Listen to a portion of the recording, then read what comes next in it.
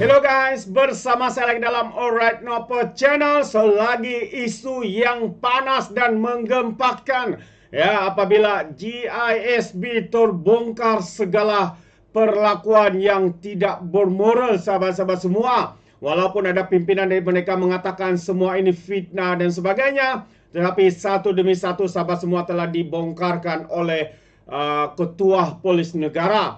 Jadi hari ini kenyataan daripada Datuk Seri Anwar Ibrahim, Perdana Menteri kita, supaya ya mengarahkan, ya diarahkan siasatan segera ya dibuat terhadap isu GISB ini, dan juga pendedahan panas daripada Mufti Perlis isu GISB. Jadi sahabat semua, dua perkara yang menarik untuk saya kongsikan bersama dengan Anda. Tapi sebelum saya teruskan, jangan lupa juga untuk terus support Alright Nopo Channel dengan cara tekan butang subscribe, like, dan share. Semari kita ikuti berita gempa hari ini. PM arah siasat segera isu GISBH, jangan lengahkan. Itu antara gesaan daripada Perdana Menteri kita, Datuk Seri Anwar Ibrahim, yang mahukan siasatan membabitkan Global Equine Service in Business Holding disegerakan. Kata Datuk Seri Anwar, isu itu penting diselesaikan segera kerana melibatkan akidah serta membabitkan dakwaan serius, termasuk penyalahgunaan kuasa, penyalahgunaan nama agama, dan juga penderaan kanak-kanak.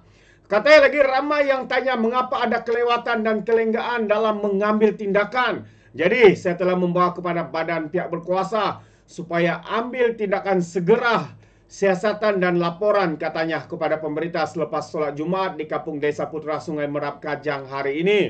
Kemarin, media melaporkan pihak berkuasa menyelamatkan 402 kanak-kanak berusia setahun hingga 17 tahun yang disakih menjadi mangsa eksploitasi, pengabaian dan juga penganiayaan di premis dipercaya milik GISBH dalam serbuan di sekitar Selangor dan Negeri Sembilan.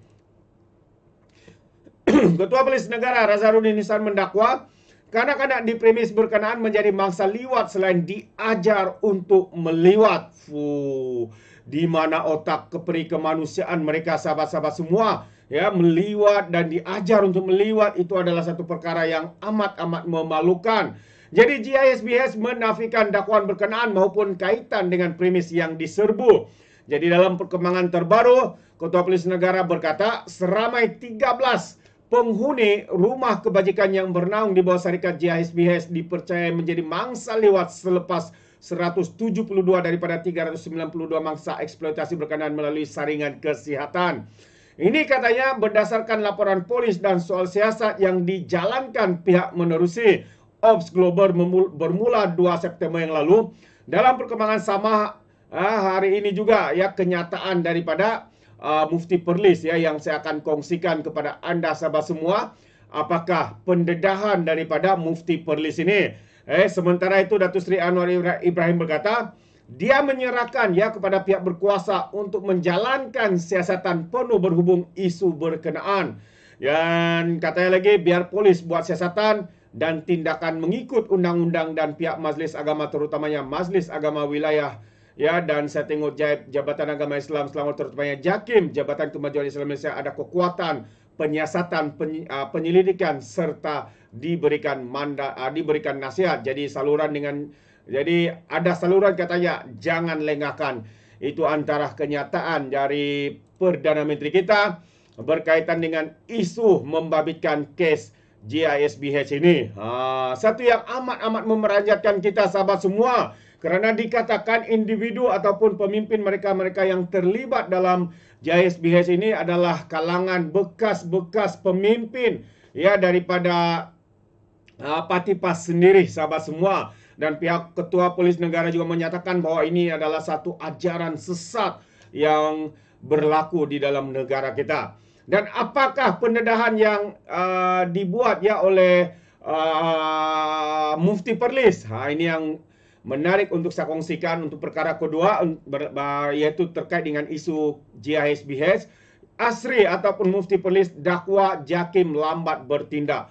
Jadi mari kita lihat kenyataan daripada Mufti Perlis ini, ataupun namanya Muhammad Asri Zainul Abidin, mendakwa bahawa Jabatan Kemajuan Islam Malaysia JAKIM lambat bertindak terhadap penyelewengan akidah membabitkan Global Ikhwan Service in Business Holding ataupun GISBH.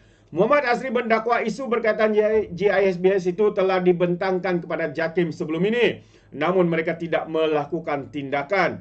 Ya, mereka tidak mengangkat kes ini mungkin atas sebab-sebab tertentu. Sebahagiannya enggan mengambil risiko, sebahagian juga mungkin melihat tidak begitu besar.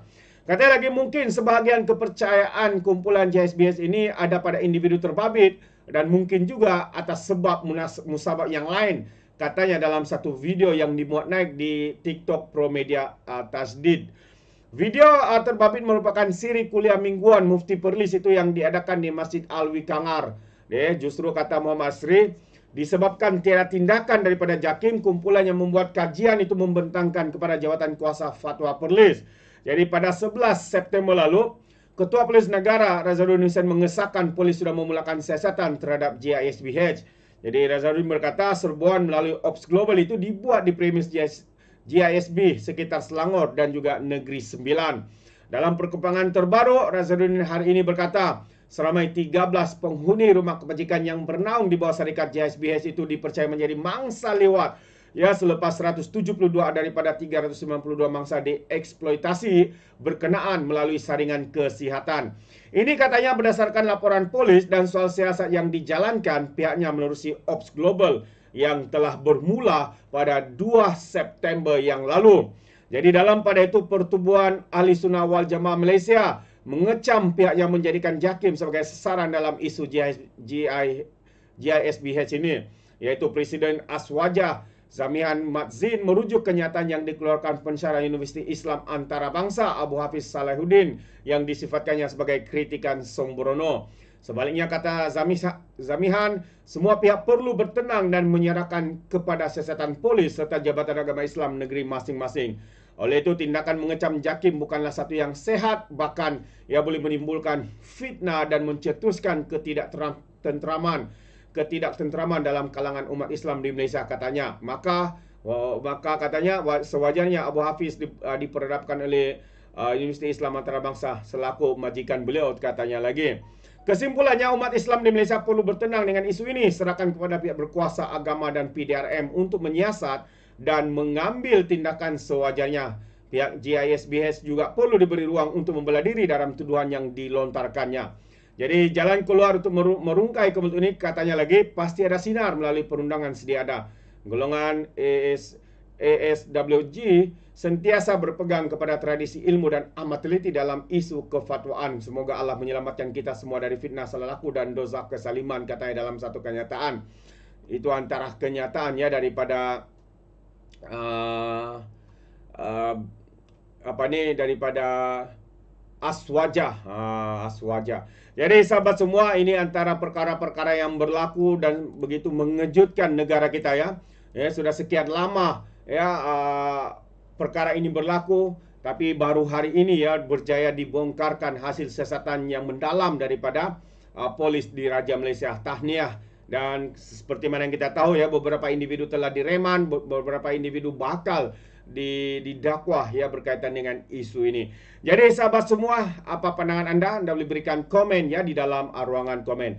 Jadi terima kasih, izinkan saya untuk mengundurkan diri. Dan seperti biasa, peribahasa mengatakan tapapun kangkap, 2 ton keinginan. Dalam bahasa Melayu, tepuk dada, tanya selera. Sekian saja daripada Alright Nopo Channel. Kita berjumpa lagi. Bye-bye.